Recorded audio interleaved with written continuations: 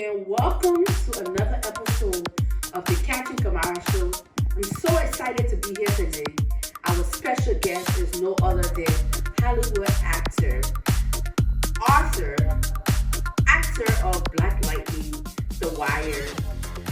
He's been in some great other TV series and shows. You guys probably already know him. My own said mentor and boss, Mr. Also the owner. Did I forget? The owner of Acting Academy Performing Arts School. It's right here in Philadelphia, PA, where the studio is located. I'm super excited to have him. Today we'll be discussing Black community and mental health. Mental health in the Black community. He's just going to share with us his success story and this journey and how he made it on a big screen on TV.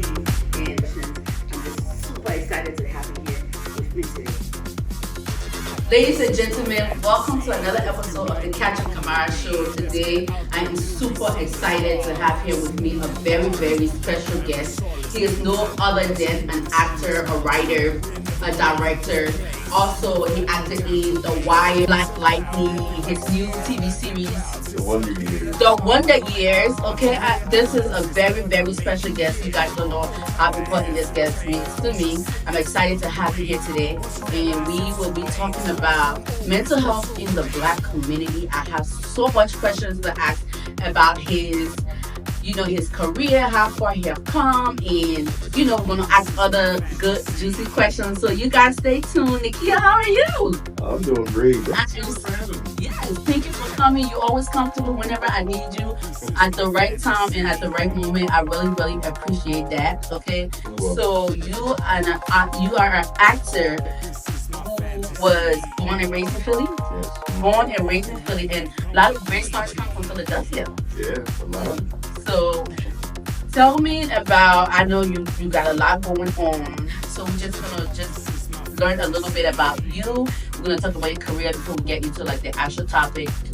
If you're not aware, this show is pretty much around mental health. The struggles that we have within our communities is taking our mental health seriously. And we'll also discuss social topics around issues that goes on, in our community. And I know one of them is gun violence. And I saw you part of activist group, advocating about gun violence. Or you shared something around that, gun violence in our community now. So we will get into some of this topic, but first, just introduce yourself. Okay. Mm-hmm. Hey everybody, my name is Nikia Dillard. I'm an actor, director, producer, casting director. I wear a lot of different hats depending on what the job is. But mainly, I love giving back. I love helping people. I love, seeing people Right. you can use, and it also can be therapeutic. Depending on like whatever scene it is that you may get for that day, and so yeah, that's pretty much me. I just enjoy seeing people prosper. Yeah, and that's one thing I like about you.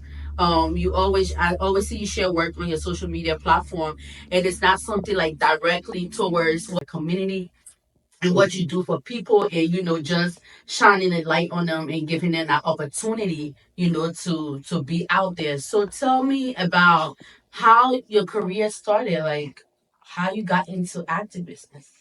So the acting. Yeah. Well, I started by taking classes. I took a few acting classes, and it used to be kind of like a paper that would come out to all the theaters, and it would list all these different auditions. So I would scour through that and audition as much as I could, and So would you say like you got a lot of no's in the industry, because I know this business is very tough to everyone think because you're like, for us Africans, you're in the land of like people who didn't believe in what you were doing, and how did that impact your career? yeah. Well, because when I started out, I was a really shy kid. So when I started acting, people was like, "How are you gonna act? You can't even talk. How are you gonna do that?"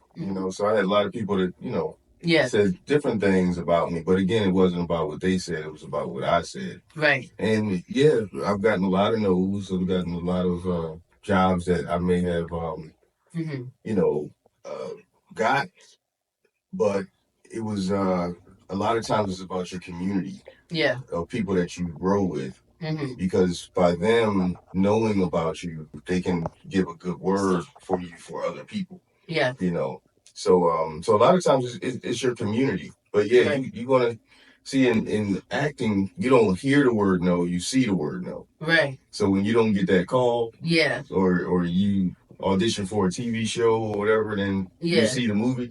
Yeah. It comes out, you're like, oh, I didn't get it. Oh man. But it's never like they call you up, hey, yeah, you didn't get the job. It's never like that because as also a actress in this business, I have been to a couple of auditions, and I always expect, oh, Miss Williams, we really like how you did, through your audition, and unfortunately, exactly what I expected. Like you go for job interviews, and when you don't get the job, they send you an email and say, Miss Williams, we found a better candidate than you and stuff like that. So that's what I expected in the acting business.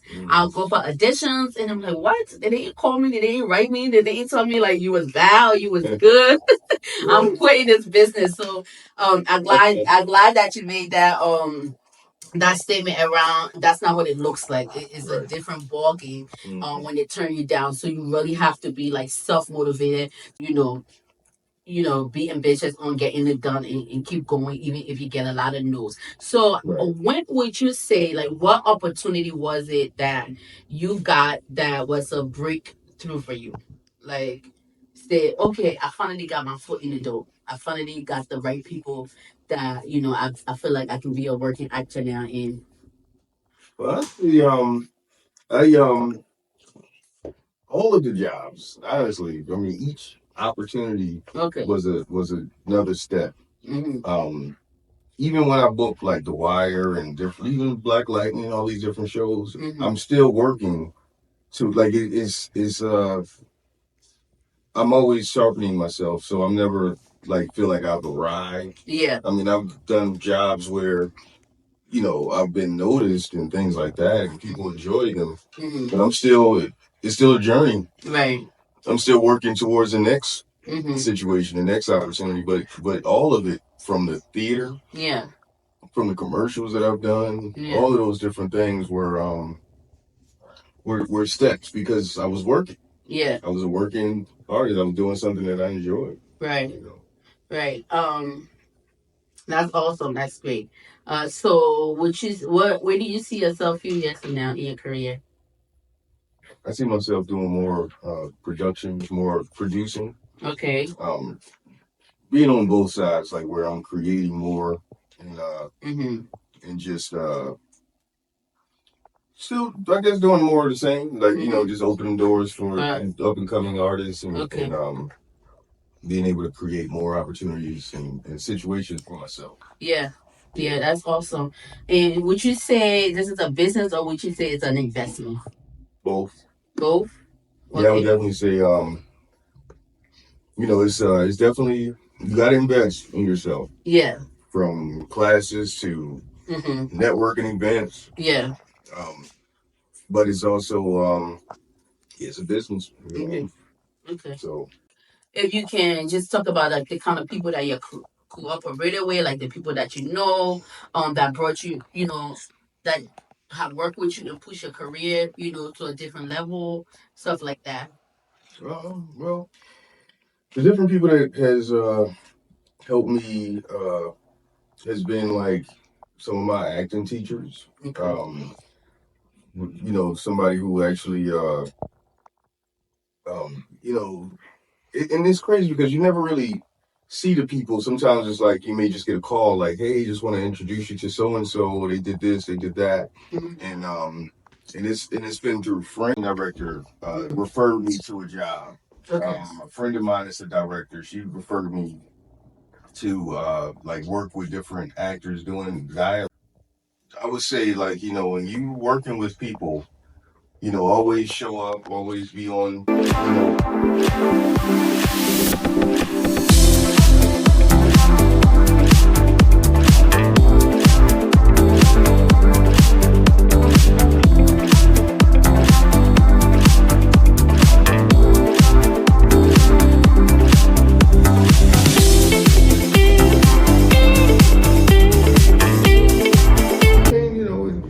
I grew up with a single parent. Okay, in a single parent household. So I didn't have a father figure in my life. Yeah. As a child, I had different men that I could kind of like look up to, but then some of them were doing some craziness. Yeah. So I had to kind of like I said, the art world kind of like made a substitute for some of the male figure that I wanted to kind of emulate myself after. Okay.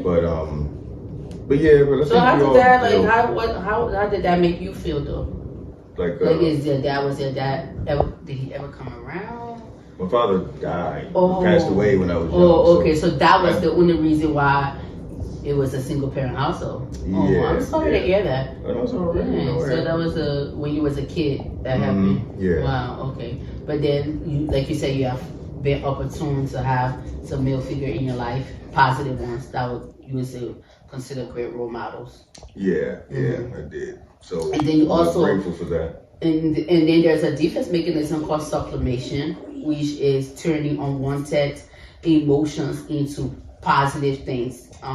So what that looks like is, because I just now hear you say that, you know, your acting and your art was kind of something that you look up to or look at to, you know, to identify with, you know, without having a fatherly figure.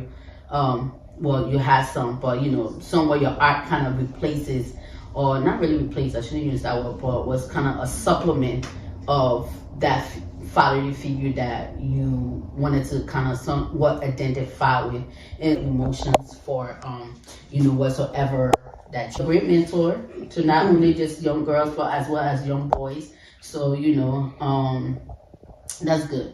And I really get excited, guys, when I see Nakia every time now. And you know Facebook is about to be lit, right? Because I'm about to go on there and be like, oh my God, my friend, my celebrity friend, Hollywood actor Nakia, look at me, I know a star and you don't. Because my community got too much media accuracy. I was like, listen, the goal is to have a star, somebody very important number in your phone, because networking is very important. Yes, it's okay to have the skill and okay to have the talent, but if you don't know nobody in this business, it's kind of really difficult to get your foot through. Ladies and gentlemen, Nakia Dilla again right here at the Captain KAMARA show, you know, talking about mental health in the Black community, also talking about his career and how far he has come, and we're just super excited to have him here with us today, and I cannot wait to see you again. Yeah, same here. So thank you so much. Any last word for the audience? Well, I would just say, you know, whatever ideas and dreams that you have, these ideas and dreams came to you for a reason. Yeah. So definitely utilize what you, your imagination is one of the biggest keys that you have. Yeah. And I would just say, you know, end it with this. A great friend of mine, his name is Les Brown, and he said, you know, you only align yourself with, it's called OQP, only quality people. Okay. So you know, so look around you and see who's actually bringing your dreams down or lifting you up. Yeah. And those people are the ones that you need to be around. Yeah. And but genuine people, not just because of who you are, but just more of like just pouring into you, like you're pouring into them. Yeah. You know, and it has to be a reciprocal thing. Right. So definitely look at your circle, see who you're around, and just keep your dreams going. Okay. All right. Thank you, ladies and gentlemen. Nakia Dilla. All right.